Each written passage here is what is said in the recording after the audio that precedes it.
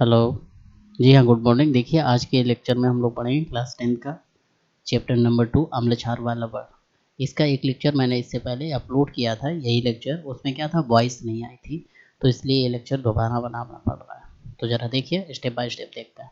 तो इसमें सबसे पहला जो टॉपिक आ रहा था अपना क्या था, अम्लक्षार व लवण। ओके, तो इसी की हम लोग आज बात करेंगे कि अम्ल और क्षार लवण क्या है क्या नहीं है। ओके, तो चलिए बात करते हैं। इसके अंदर जैसे कि टॉपिक कौन कौन से डिस्कस करेंगे, पहले तो ये देख लेते हैं। तो टॉपिक रहने वाले हैं अम्ल क्षार की अवधारणा किसके हिसाब से, H+, H3O+ और OH- के आधार पर। ठीक है, सूचक लिटमस पेपर के आधार पर फिनाल्फ्थलीन व मेथिल ऑरेंज। एंड इसके बाद आएंगे पीएच स्केल पर, पीएच का महत्व, अम्ल व क्षार के सामान्य रासायनिक गुणधर्म, उदासीनीकरण अपक्रिया, लवण और लवण के प्रकार, सामान्य अम्लीय क्षारीय द्विक संकर लवण, साधारण लवण। इसके बाद सोडियम हाइड्रोक्साइड, कुछ लवणों की निर्मित या निर्माण की विधियां पढ़ेंगे, गुणधर्म और उनके उपयोग भी रहेंगे। एग्जाम्पल के तौर पे देख सकते हैं धावन सोडा, बेकिंग सोडा, विरंजक चूर्ण, प्लास्टर ऑफ पेरिस। ओके, तो ये सारा कुछ लेक्चर रहने वाला है, सही से देखेंगे। तो इसमें जो सबसे पहला रहने वाला है क्या है, वैद्युत अपघट्ट एवं वैद्युत अपघटन किसे कहते हैं। ओके, तो क्या बताएंगे वे पदार्थ जिनके जलीय विलयन में विद्युत धारा प्रवाहित की जा सकती है। क्या कर सकते हैं, ऐसे पदार्थ जिनके जलीय विलयन में विद्युत प्रवाहित कर सकते हैं, वैद्युत अपघट्ट कहलाता है। और यदि विद्युत धारा प्रवाहित करने पर उनका अपघटन किया जा सके, क्या अपघटन, तो वो वैद्युत अपघटन कहलाती है। मतलब इसमें बताएंगे क्या, किसी वैद्युत अपघट्ट के जलीय विलयन में विद्युत प्रवाहित करने पर उसका अपघटन हो जाता है, तो इस क्रिया को वैद्युत अपघटन कहते हैं। जैसे इलेक्ट्रोलाइसिस या इलेक्ट्रोलाइटिक डिकम्पोजिशन कहते हैं, याद रखिएगा। ओके, जैसे कि एग्जांपल के तौर पे लिख सकते हैं हम NaCl, हीरो जब ब्रेक होता है तो बनाता है Na+, no no no no no no no no no Na+ और Cl-। ओके, Na+ और Cl-, इस टाइप से बनाता है। अगर इसी को और थोड़ा देखा जाए, है ना, तो और देखें तो और क्या देखेंगे, इसी में हम बता सकते हैं जैसे 2HCl। ओके, ये एक्वस है, जब ब्रेकआउट करते हैं तो क्या बनता है, H2 गैस ब्रेक हो गया प्लस Cl2 गैस। ओके, ये मेन डिकम्पोजिशन है। ये कौन सी है, विद्युत अपघटन है,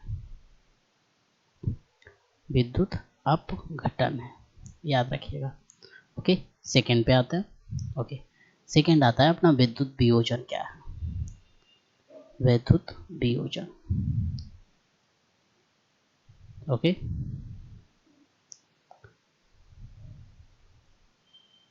विद्युत वियोजन की अगर बात की जाए तो इसमें याद रखेंगे स्वांटे आर्हेनियस ने सन कब, 1887 में विद्युत अपघटन की क्रिया और वैद्युत अपघट्यों के अन्य गुणों को स्पष्ट करने हेतु एक सिद्धांत प्रतिपादित किया था। मतलब आर्हेनियस का पूरा नाम जो था वो स्वांटे आर्हेनियस ने था, ने सन 1887 में वैद्युत अपघटन की क्रिया से संबंधित एक सिद्धांत प्रतिपादित किया, जिसे क्या किया गया, वैद्युत वियोजन का सिद्धांत कहा गया। इसे ही आयनिक सिद्धांत भी कहते हैं। ओके, तो इसे आप अपना सही से अपने हिसाब से रिवाइज रखिएगा।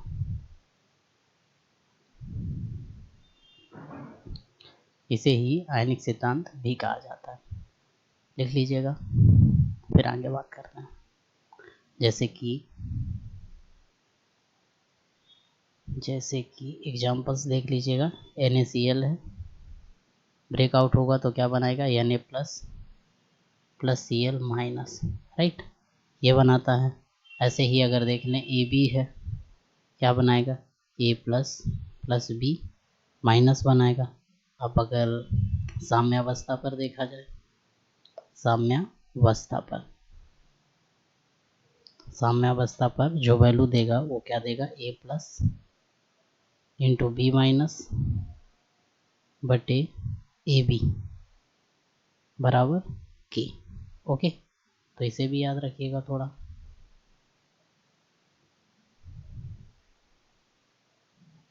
ओके, लिख लीजिएगा, फिर आगे बढ़ते हैं।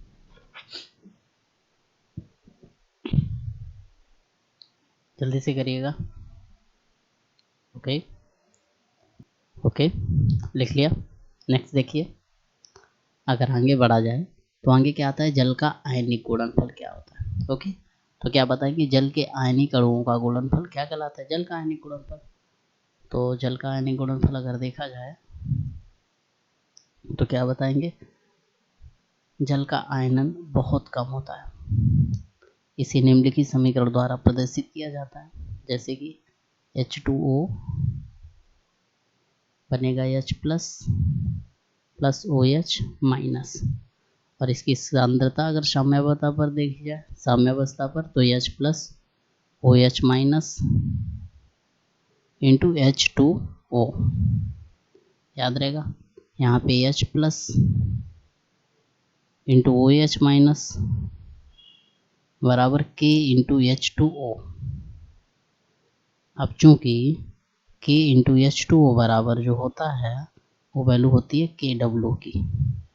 क्या होती है, KW, मतलब KW को बोल सकते हैं K बाटर। तो क्या बोलोगे, H प्लस OH माइनस बराबर K बाटर। ओके, लिख लीजिएगा, फिर आगे बात करेंगे हम लोग। लिखिए जल्दी से।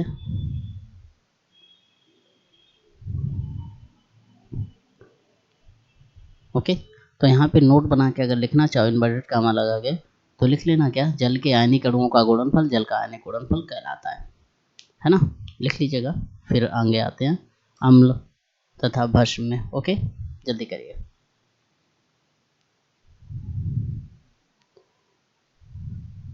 देखिए नेक्स्ट जो आता है वो अपना क्या आता है, अम्ल भस्म तथा एसिड। ओके,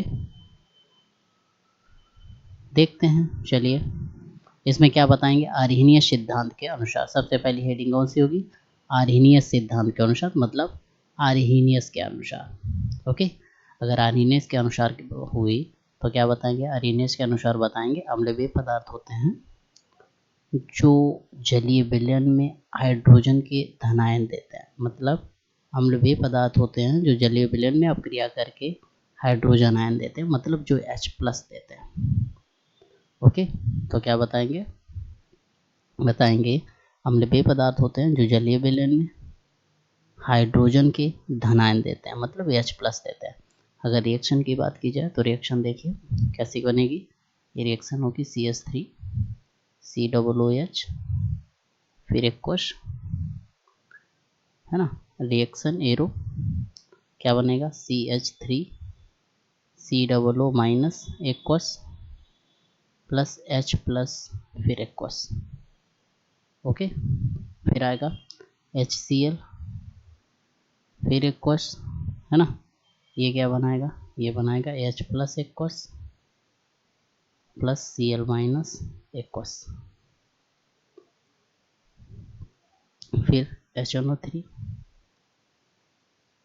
एक्वस, इसमें क्या बनेगा, H plus aqueous plus NO3 minus aqueous.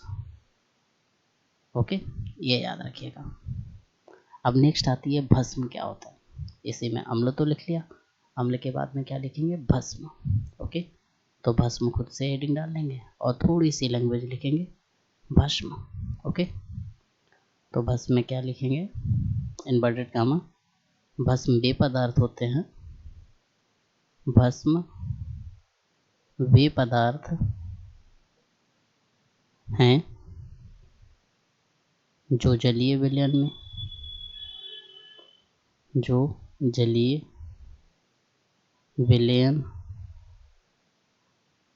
में हाइड्रोक्साइड आयन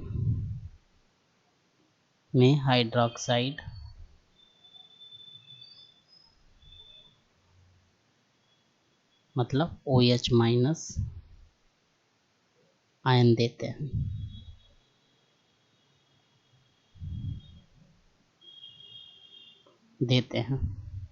एग्जाम्पल अगर देखा जाए तो क्या बताएंगे, NaOH gamma KOH gamma BaOH का होल ट्वाइस, फिर गामा, फिर NH4OH। ये सभी क्या हैं? ये सभी भस्म हैं, ये सभी भस्म है। अगर ये सभी भस्म है तो ज़रा इसमें देख लीजिएगा क्या लिखेंगे।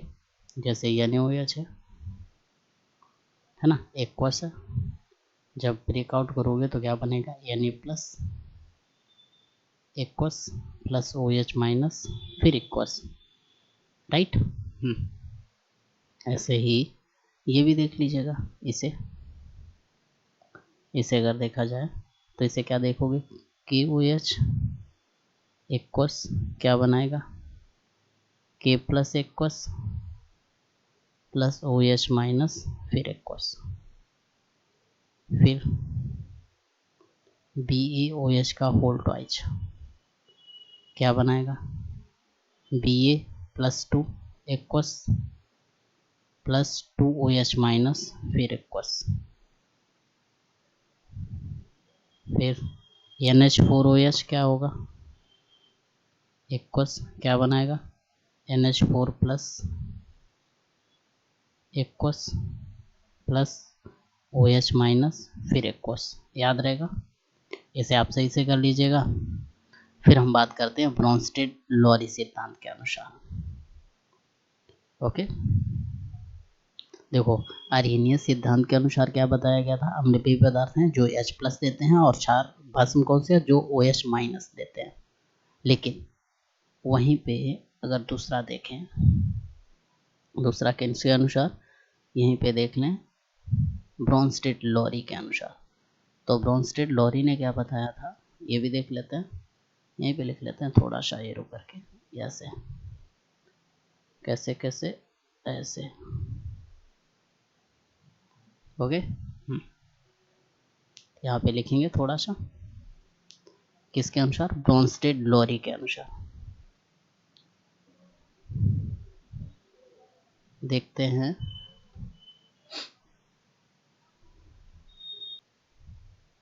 देखिए ये क्या है? अम्ल क्षार का ब्रोंस्टेड लोरी सिद्धांत है ना।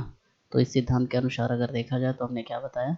अम्ल वे पदार्थ होते हैं जो किसी दूसरे पदार्थ को प्रोटॉन दे सकते हैं। अगर प्रोटॉन देते हैं तो क्या है? अम्ल। और भस्म कौन से पदार्थ होते हैं? जो किसी दूसरे पदार्थ को प्रोटॉन क्या कर सकते हैं? ले सकते हैं। ये सिर्फ इतना याद रखना है, ओके। लेने देने वाली कंडीशन याद रखनी है, बाकी आप जल्दी से लिख लीजिएगा, खटाक से जल्दी से, ओके। फिर आगे बढ़ते हैं। इसके एग्जाम्पल्स के तौर पे अगर बात की जाए तो एग्जाम्पल भी लिख लीजिएगा अगर आप चाहते हैं तो। जैसे कि HCl है और यहाँ पे H2O से मैंने ऐड किया, इसने क्या किया? H ने इसे दे दिया, मतलब प्रोटॉन दिया है, और जैसे ही दिया तो ये H3O प्लस बना प्लस Cl माइनस बना। तो ये क्या है? ये अम्ल की तरह बिहेव कर रहा है। पता है क्यों? क्योंकि इसने H प्लस को इसे दे दिया। H प्लस क्या होता है? प्रोटॉन होता है, याद रहेगा। अब ऐसे ही NH3H2O का करते हैं, है ना। तो क्या होगा? ऐसे ऐसे, तो ये क्या बना रहा है? ये बना रहा है NH4 plus plus OH minus, है ना। तो NH4 प्लस मतलब NH3 ने क्या किया? प्रोटॉन लिया है, और लिया है तो ये क्या है? क्षार। तो दोनों एग्जाम्पल हो गए। इसने क्या किया? इससे हाइड्रोजन लिया है H2O से, तो ये किसकी तरह बिहेव करने लगा? क्षार की तरह। लिख लीजिएगा, फिर आगे बढ़ते हैं। अब यहाँ पे अगर एक चीज़ और लिखना चाहे तो वो भी लिख लीजिएगा, अच्छा रहेगा। अगर लिख ही रहे हैं तो अच्छे से लिखते हैं, ओके। जैसे कि इसको किसको किसको किसको इसको बढ़ा देते हैं, ओके। यहाँ से ये, ओके। अब यहाँ पे क्या हम एक टेबल बनाएंगे थोड़ी सी, क्या? प्रबल अम्ल। प्रबल अम्ल कौन से होते हैं, है ना। और प्रबल क्षार,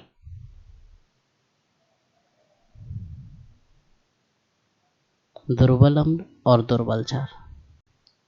दुर्बल अम्ल, इसके बाद दुर्बल क्षार, ओके।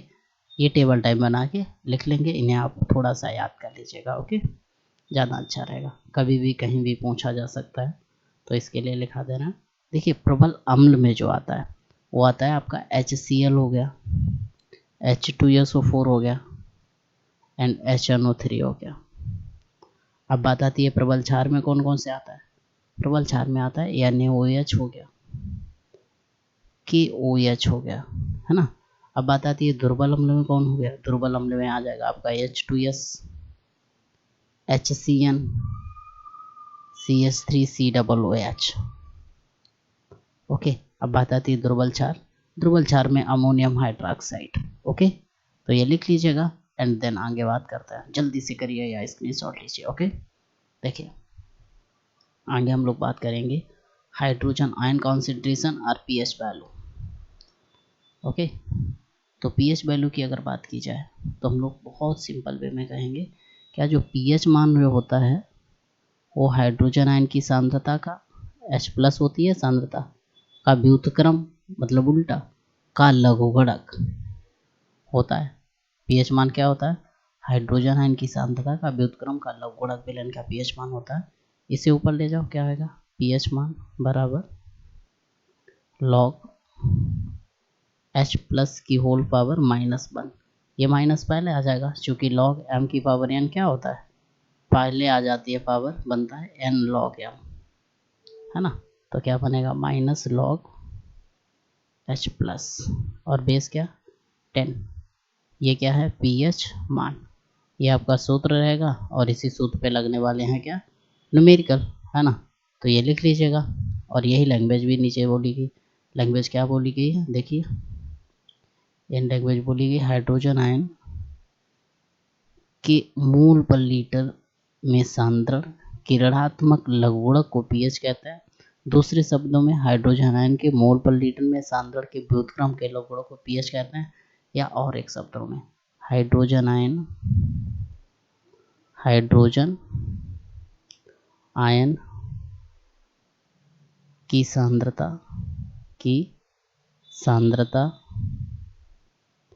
का व्युत्क्रम का लघुगणक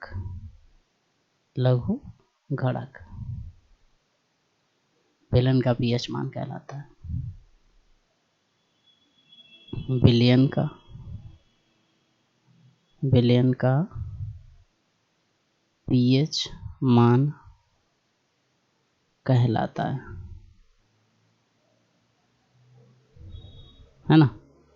तो क्या करोगे, पीएच मान बराबर क्या आएगा, लघुगणक विलयन का पीएच मान कहलाता है माइनस लॉग H+ और बेस 10। ये सूत्र लिखिएगा और मजाक करिएगा, मजे लीजिए इससे। तो चलिए मजे लेते हैं ऐसे। ओके, ये आपका क्या रहने वाला आंसर, छाप लीजिए। यहीं से आपका क्वेश्चन से स्टार्ट हो जाएंगे, जल्दी से करिएगा, है ना। अभी एक चीज़ और थोड़ी सी पढ़नी है, उसे भी थोड़ा सा पढ़ लेते हैं फिर बात कर लेते हैं।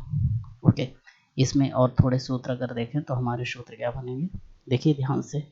अब बात आ रही है कि फार्मूले कौन कौन से रहेंगे। फार्मूले रहेंगे जैसे कि सांद्रता पूछ रहा है H+ बराबर, तो क्या लिखोगे 10 घात माइनस पीएच मान। ऐसे ही OH माइनस पूछे तो क्या बचाओगे 10 घात माइनस POH मान। ओके, फिर ऐसे पूछ दे H+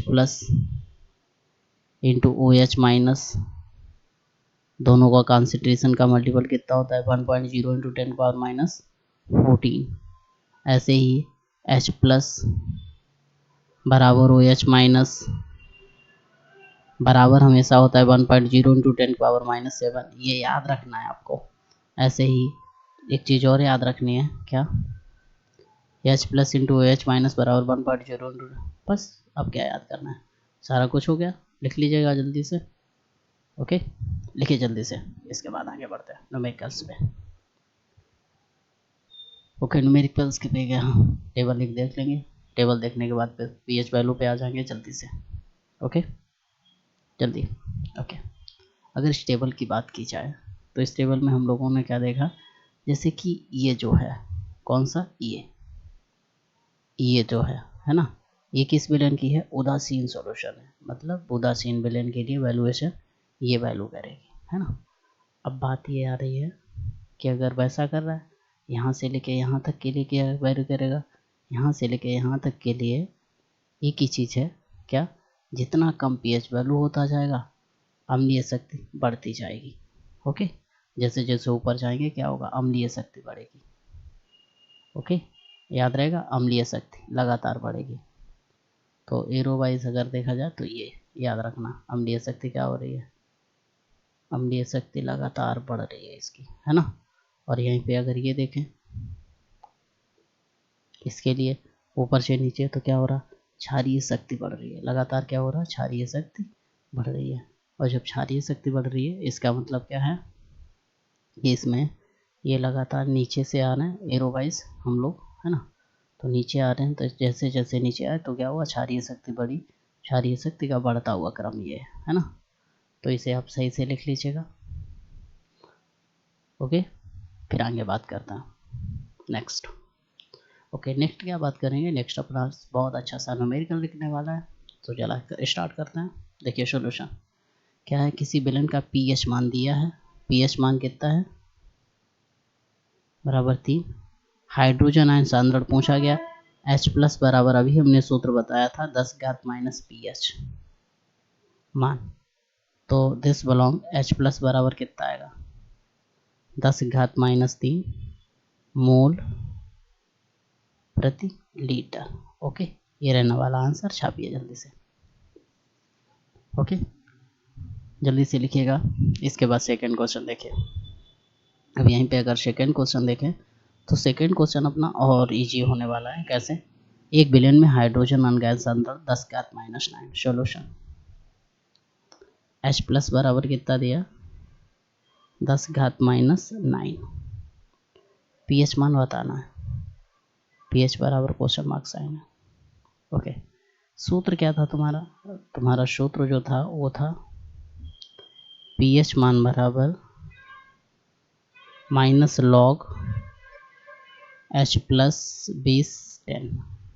वैल्यू रखिए, माइनस लॉग H की प्लस की वैल्यू 10 घात माइनस 9, पावर पहले आ जाती है, तो माइनस माइनस 9 लॉग 10/10। ये वैल्यू कितनी होगी, देखो लाख 10/10 की जो वैल्यू होती है वो होती है 1। कितनी होती है, 1। लॉग 10/10 वैल्यू कितनी, 1। ये तुम्हें याद रखना है मैक्सिमम टाइम। लॉग 10/10 कितना होता है, 1। तो ये तो 1 हो गया, और ये माइनस माइनस प्लस हो जाएगा, तो पीएच मान बराबर कितना आएगा, 9। ओके, तो जल्दी से लिखिएगा, फिर आगे बात करते हैं। ओके, ये क्या रहने वाला आंसर, ये आपका आंसर हो गया, लिख लीजिएगा जल्दी से। इसके बाद तीसरा क्वेश्चन करते हैं। देखिए तीसरा क्वेश्चन। ओके, तीसरे क्वेश्चन में क्या बताया गया, 1 बिलियन हाइड्रोक्साइड सांद्रण 1.0 × 10⁻⁹ मोल पर लीटर। हाइड्रोक्साइड मतलब OH। सॉल्यूशन OH माइनस बराबर कितना दिया गया, 10 घात माइनस 10। मात्रक तो होता ही है मोल पर लीटर, लिखो या ना लिखो बात एक ही है। क्या निकालना है, पीएच। तो पहले तो पीओएच निकाल लो। पीओएच बराबर क्या होगा, minus log OH minus base 10। चलिए वैल्यू रखते हैं, माइनस लॉग बेस 10, OH की वैल्यू 10 माइनस 10, पावर पहले, तो माइनस और माइनस 10 लॉग 10/10। अच्छा, अभी थोड़ी देर पहले बताया था लॉग 10/10 की वैल्यू कितनी होती है, 1। कितनी होती है, 1। लॉग 10/10 1। तो यहाँ पे कितना आ जाएगा, पीओएच मान कितना आ जाएगा, पीओएच मान बराबर 10। अब पीएच प्लस पीओएच बराबर कितना होता है, 14। ये आपको याद रखना है, पीएच और पीओएच की वैल्यू कितनी होती है, 14। ये हमेशा याद रखिएगा आप। तो यहाँ से वैल्यू कितनी आएगी, पीएच प्लस पीओएच, पीओएच कितना है 10 बराबर 14, ये ऊपर ले जाओ, पीएच बराबर कितना आया 4। ओके, तो ये लिख लीजिएगा, फिर आगे बात करता है। ओके, जल्दी से करिएगा। लेकिन ये क्या रहने वाला है आंसर, जल्दी से लिखिए, फिर इसके बाद चौथा नंबर क्वेश्चन करते हैं, जल्दी करिएगा।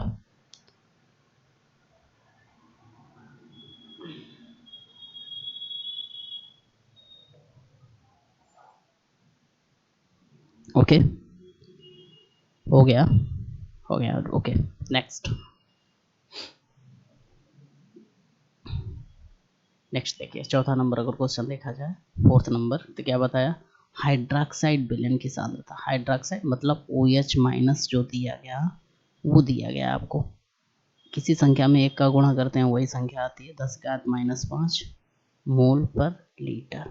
ओके, क्या बताना है, पीएच मान,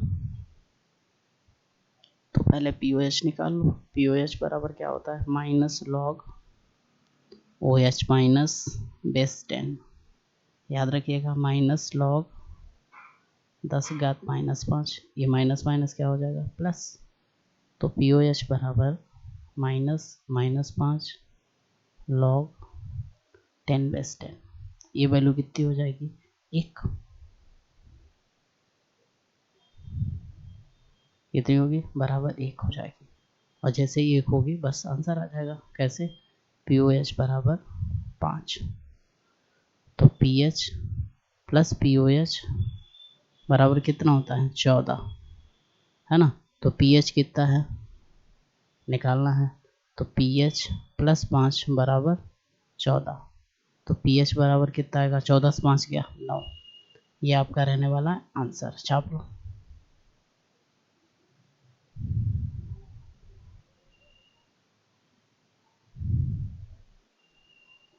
ये आपका आंसर हो गया, लिख लीजिएगा। इसके बाद 5th नंबर करता है, जल्दी से करिएगा। ओके, ओके 5th नंबर देखिए, इसमें क्या बताया, 1 बिलियन में हाइड्रोजन आयन की दी गई है सोल्यूशन, क्या दिया गया, इसमें बताया H+ की जो सांद्रता दी गई है वो कितनी दी गई, 4.0 × 10⁻⁹ मोल प्रति लीटर। ओके, पीएच निकालना है, चलिए करते हैं।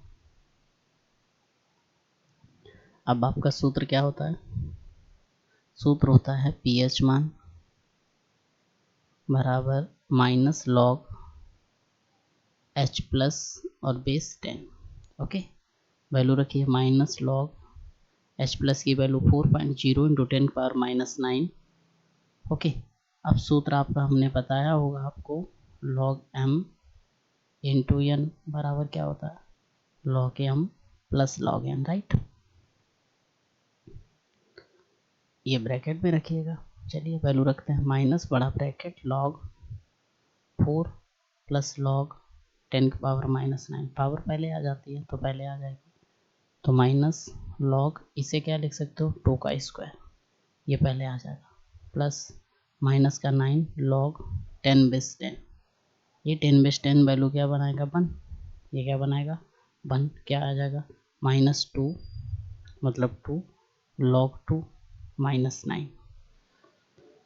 अब 2 log 2 की वैल्यू कितनी आएगी, जरा रखिए, जो 2 log 2 आएगा -2 × 0.3010 -9, क्या आएगा, -0.6020 -9, तो 9.0000 0.60 और 20 घटाओ, 10 से 0, 10 से 2 8, फिर 9, 9 से 6 3, फिर कितना, यहाँ 8, कितना आएगा 8.3980, ये क्या आया, ये आपका आएगा पीएच मान। ओके, इसे लिख लीजिएगा, फिर आगे बात करेंगे। ओके, ये क्या रहने वाला है आपका आंसर, छापिए जल्दी से करिएगा।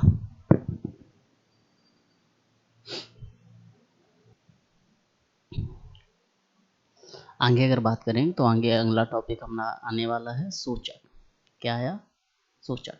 सूचक क्या होता है, वे पदार्थ जो सूचना देते हैं, क्या करते हैं, सूचना देते हैं, मतलब इंडिकेट करते हैं। इंडिकेट मतलब ये इंडिकेट करते हो कि अब क्रिया होगी या नहीं होगी, अब क्रिया के पहले पदार्थ का रंग क्या है, अब क्रिया के बाद पदार्थ का रंग क्या होगा, तो ये सभी क्या कहलाते हैं, सूचक, है ना। तो क्या बताओ कि सूचक वे पदार्थ होते हैं जो सूचना देते हैं, क्या करते हैं, सूचना देते हैं, जो ये बताते हैं कि अपक्रिया होगी या नहीं होगी, या फिर किसी अपक्रिया में अपक्रिया के पहले पदार्थ का रंग क्या होगा और अपक्रिया के बाद पदार्थ का रंग क्या होगा। ओके, क्या कहलाते हैं? सूचक। जैसे कि ये अम्ल क्षार सूचक वे पदार्थ होते हैं, डेफिनेशन के तौर पे ये भी बताया गया। क्या? अम्ल क्षार सूचक वे पदार्थ होते हैं जिनका अम्लीय विलयन में एक रंग और क्षारीय विलयन में दूसरा रंग होता है, अर्थात पीएच मान में उचित परिवर्तन के साथ इनके रंगों में परिवर्तन हो जाता है। ओके, तो सूचक की अगर डेफिनेशन लिखते हो तो क्या बताओगे? सूचक वे पदार्थ होते हैं जो सूचना देते हैं, जो यह बताते हैं कि अपक्रिया के पहले पदार्थ का रंग क्या होगा, अपक्रिया के बाद पदार्थ का रंग होगा, अपक्रिया होगी या नहीं होगी। ओके, आज की जानकारी प्रोवाइड कराते हैं, मतलब आज की जानकारी देते हैं, क्या कहलाते हैं? सूचक। ओके, आगे अगला जो टॉपिक आने वाला है, टॉपिक क्या? ये सारणी है, इसे आपको ध्यान से पढ़ना है और इम्पोर्टेंट रहने वाली है। जैसे कि सूचक में मेथिल ऑरेंज है, पीएच परिसर आपका 3.1 से 4.5 है। इस परिसर के अंदर या इससे कम पर पीएच वाले विलयन में इसका लाल रंग होगा और इस परिसर से ज़्यादा पीला रंग होगा। मतलब लिटमस पेपर जो है 5.5 से 7.4 दिया गया, इस परिसर के नीचे लाल रंग होगा, इससे ज़्यादा नीला होगा। ये परिसर जो दिया गया फिनाल्फिथिलीन का 8.0 से 9.8, इस परिसर के अंदर या इससे कम रंगहीन, इससे ज़्यादा गुलाबी, ये कलर होगा। ओके, तो इसे आपको सही से देखना है, देख लीजिएगा। ओके, नेक्स्ट आता है अपना सूचकों का सिद्धांत क्या होता है।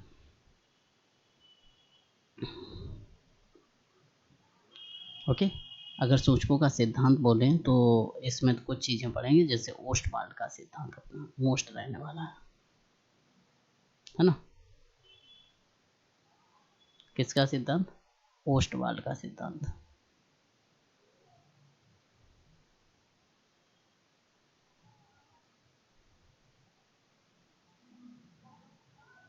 देखिए, ओस्टवाल्ड का अगर सिद्धांत देखा जाएगा तो क्या बताएंगे? इस सिद्धांत के अनुसार अम्ल क्षार सूचक या तो कोई दुर्बल कार्बनिक अम्ल होता है या कोई दुर्बल कार्बनिक क्षार। मतलब इस सिद्धांत के अनुसार अम्ल क्षार जो सूचक होते हैं या तो कोई दुर्बल अम्ल होगा या कोई दुर्बल क्षार होता है। विलयन में सूचक के अनायनित अणु एक रंग के होते हैं और आयनित अणु एक रंग के, मतलब वियोजित द्वारा आयन किसी दूसरे रंग के होते हैं। दुर्बल विद्युत अपघट्ट होने के कारण इनका आयनन बहुत कम होता है। सूचक रंगीन ऋणायन और क्षारीय सूचक रंगीन धनायन के होते हैं। अम्लीय सूचक जो होते हैं वो रंगीन ऋणायन के और क्षारीय सूचक रंगीन धनायन के होते हैं। ये याद रखिएगा, याद रखने से मतलब काम ना चलेगा, ऐसे करिए और सब चीज़ें ब्रैकेट में दिख जाएंगी जो जो आपको ज़्यादा पढ़ना है। ओके, देखिए दिख गया होगा, तो जो चीज़ें दिख गए उन्हें सही से करिएगा। ओके, आगे बढ़ते हैं, आगे बढ़ते हैं या फिर लिख लेते हैं? लिखिए या फिर छोड़िए, आगे बढ़ते हैं। ओके, नेक्स्ट आता है अपना सूचकों का क्विनेनार्ड सिद्धांत। कौन सा? क्विनेनार्ड सिद्धांत, क्विनेनार्ड प्रिंसिपल ऑफ इंडिकेटर्स। यह सूचक या यह सिद्धांत सूचकों की कार्यविधि द्वारा स्पष्ट करने का आधुनिक सिद्धांत माना गया है। इस सिद्धांत के अनुसार अम्ल क्षार मापनों में प्रयुक्त सूचक जो होते हैं वो एरोमेटिक कार्बनिक यौगिक होते हैं। ये कम से कम 2 चलावयवी रूपों में होते हैं, 2 चलावयवी। एक रूप अम्लीय माध्यम में होता है तो दूसरा रूप क्षारीय माध्यम में होता है। ये दोनों रूप बेंजीनाइड और क्विनेनाइड रूप कहलाते हैं। बेंजीनाइड रूप ये है और क्विनेनाइड रूप ये दिया गया। इन दोनों रूपों को बना लीजिएगा, फिर आगे बात कर लेंगे। मतलब बेंजीनाइड रूप में अल्टरनेट लिंक दोनों में होगी, याद रखिएगा, लेकिन इसमें कार्बन पे ये डबल बॉन्ड ऊपर ना होगा, इसमें कार्बन पे डबल बॉन्ड ऊपर दिया गया है ना। ये क्विनेनाइड होगा, ये बेंजीनाइड होगा। सर्वव्यापी सूचक क्या होते हैं? कई को सूचकों को मिलाने से। अब अगर आपसे कोई पूछ दे ऐसे ही कि सर्वव्यापी सूचक क्या होता है, तो क्या बताओगे? कई सूचकों को मिलाने से जो सूचक बनता है उसे सर्वव्यापी सूचक बोलते हैं। मतलब कई सूचक मिला दें और उनसे कोई सूचक बन जाए नया, उसे सर्वव्यापी सूचक बोलेंगे। जैसे कि अपना आता कोलथा, फेनोल्फथालीन, मेथिलेट, अल्फा नेफ्थलीन। ओके, ये सभी क्या है? सर्वव्यापी सूचक हैं, याद रखिएगा। आगे देखिए, आगे आता है हम लोग के सामान्य गुण क्या क्या है, मतलब अम्ल जो होते हैं ये कहाँ, प्रॉपर्टीज क्या क्या होती हैं। तो हम नॉर्मल सी बात में जानते हैं कि जो अम्ल होते हैं वो प्रबल संक्षारक होते हैं। कैसे होते हैं? प्रबल संचारक। तो क्या बताएंगे? पहला पॉइंट, प्रबल अम्ल प्रबल संचारक पदार्थ है, अर्थात अपने प्रभाव में लकड़ी, कपड़ा, कागज, त्वचा आदि सबको गला देते हैं। अम्ल का स्वाद खट्टा होता है, जल में विलय होते हैं। जब किसी अम्ल को जल में घोला जाता है तो ऊष्मा उत्पन्न होती है तथा विलयन का ताप बढ़ जाता है। इतने ही याद करिएगा। अम्ल नीले लिटमस को क्या कर देता है? लाल। पांचवा, अम्ल जिंक, मैग्नीशियम आदि कई धातुओं से क्रिया करके हाइड्रोजन मुक्त करता है। जैसे ये रिएक्शन की हाइड्रोजन मुक्त किया। अब ऐसी ही एक और रिएक्शन हम करके आपको दिखाएंगे। Mg प्लस H2SO4 है ना, रिएक्शन हो रही है। क्या बनाएगा? Mg इसके साथ, H2 इसके साथ, क्या बनेगा? MgSO4 plus H2। निकल गई, उड़ गई, उड़ गई, उड़ गई। ओके, बन गया। तो इन्हें आप रिवाइज कर सकते हैं, कर नहीं सकते हैं, करिएगा अच्छे से। ओके,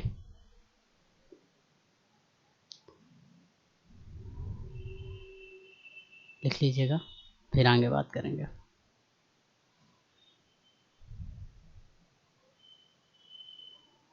ओके,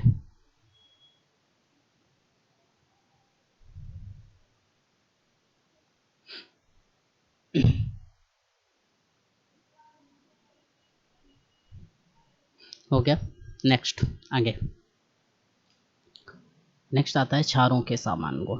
क्षार मतलब बेस। इनके अगर सामान्य गुण की बात कहता है कोई, तो हम लोग क्या बताएंगे? नंबर 1 पॉइंट, प्रबल क्षार प्रबल अम्लों की भांति संक्षारक होता है, अर्थात लकड़ी, कपड़ा, कागज, त्वचा ये भी गला देते हैं सब कुछ। इनका स्वाद तीखा होता है और क्या करता है? जलन उत्पन्न कर देता है।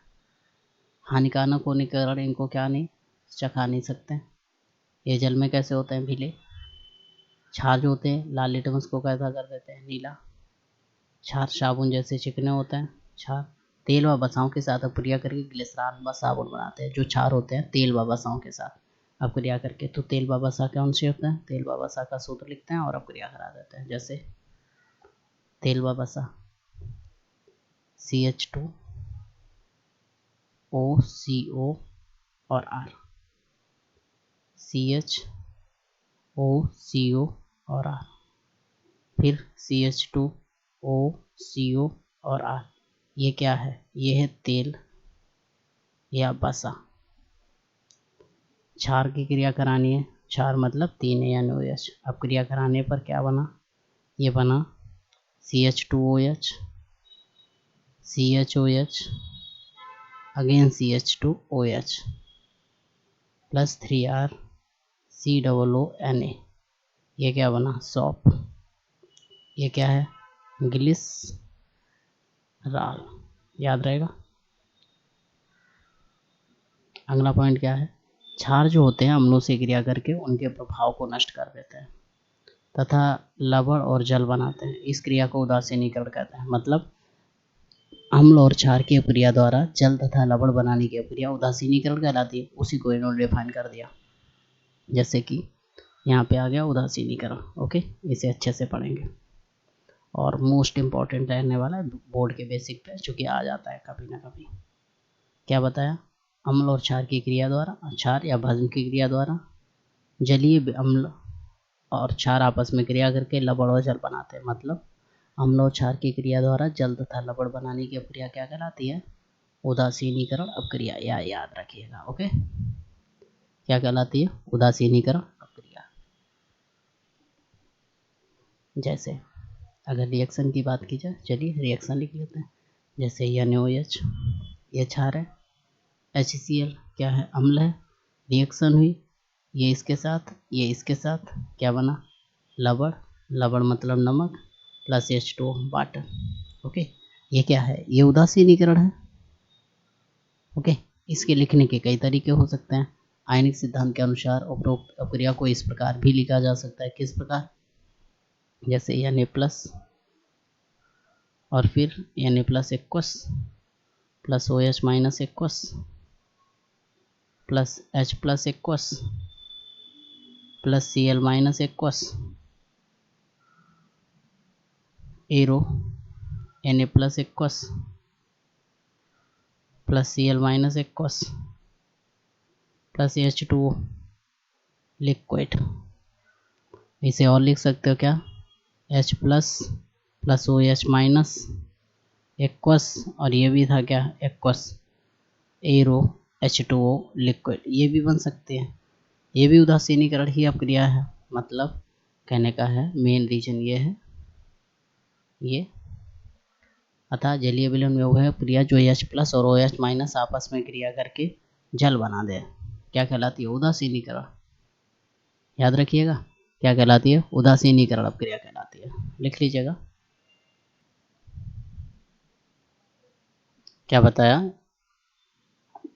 जलीय विलयन में वह क्रिया जिसमें H प्लस आयन तथा OH माइनस आयन ये आपस में अपक्रिया करके क्या बना दे, जल, क्या कहलाती है, उदासीनीकरण। लेकिन ज़्यादा बेस्ट ये रहेगी अम्ल और क्षार अपक्रिया करके क्या बना दे, लवण और जल।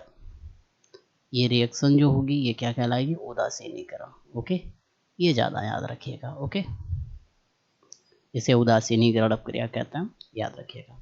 आगे आती है बात उदासीनीकरण ऊष्मा क्या है। क्या चीज़, उदासीनीकरण ऊष्मा। अगर उदासीनीकरण ऊष्मा की बात की जाए तो क्या बताएंगे, 1 ग्राम तुल्यांक भार, 1 ग्राम तुल्यांकी भार अम्ल और 1 ग्राम तुल्यांकी भार क्षार तन विलयनों के परस्पर उदासीनीकरण में अवशोषित ऊष्मा को उदासीनीकरण ऊष्मा कहते हैं। मतलब कहने का है इसमें एक ही चीज़ कही गई, क्या, जब 1 ग्राम तुल्यांकी भार अम्ल और 1 ग्राम तुल्यांकी भार क्षार की अपक्रिया कराती है या की अपक्रिया कराई जाती है, तो जो ऊष्मा अवशोषित होती है उसे उदासीनीकरण ऊष्मा कहते हैं। ओके, क्या बताया, 1 ग्राम तुल्यांकी भार अम्ल और 1 ग्राम तुल्यांकी भार क्षार की जब उदासीनीकरण अपक्रिया कराई जाएगी, जो ऊष्मा अवशोषित होगी उसे उदासीनीकरण ऊष्मा कहेंगे। ओके, एग्जाम्पल के तौर पे तो एग्जाम्पल आप लिख लीजिएगा, जैसे कि HCl aqueous plus NaOH aqueous, reaction करें NaCl aqueous plus H2O liquid plus 13.7 kilo calorie. Okay, ये जो ऊष्मा है ना, इसी को क्या बोलते हैं, उदासीनीकरण ऊष्मा। याद रहेगा, इसे क्या बोलते हैं, उदासीनीकरण ऊष्मा, याद रखिएगा। अब इसके बाद में बात आती है अपनी साल्ट पे, मतलब लवण क्या है। ओके, किस चीज़ पे, लवण। साल्ट क्या है तो क्या बताएंगे, जब किसी अम्ल और क्षार की रासायनिक अपक्रिया कराई जाती है तो जल के साथ जो उत्पाद बनता है उसे क्या कहते हैं, लवण। ओके, यही बताया, किसी अम्ल तथा क्षारक की उदासीनीकरण अपक्रिया से प्राप्त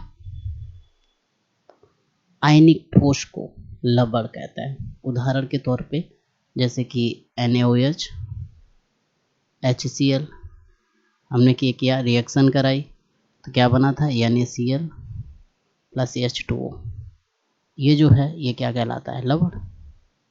जलीय विलयन में अम्ल और क्षार की उदासीनीकरण क्रिया के फलस्वरूप लवण व जल प्राप्त होता है। ओके, यही रिएक्शन आप यहाँ पर भी पुट ऑन कर सकते हैं। ओके, एग्जाम्पल आपका हो चुका है। अब आगे बात करते हैं। देखिए आगे अगर बात की जाए तो आगे क्या करेंगे, लवणों का वर्गीकरण। क्या पढ़ेंगे, लवणों का वर्गीकरण। तो इसे थोड़ा अच्छे से देखना। लवणों का वर्गीकरण 6 प्रकार से होता है। नंबर 1 में आता है सामान्य लवण, मतलब वे सर्वर लवण जिनमें विस्थापनीय H प्लस और OH माइनस नहीं होता है। मतलब ऐसे लवण जिनमें विस्थापनीय H प्लस OH माइनस ना हो क्या कहलाएंगे, सामान्य लवण। जैसे NaCl हो गया, KNO3 हो गया। अम्लीय लवण एसिडिक साल्ट कौन होते हैं, जिनमें विस्थापनीय H प्लस होता है। अम्लीय लवण जैसे कि NaOH NaSCO3।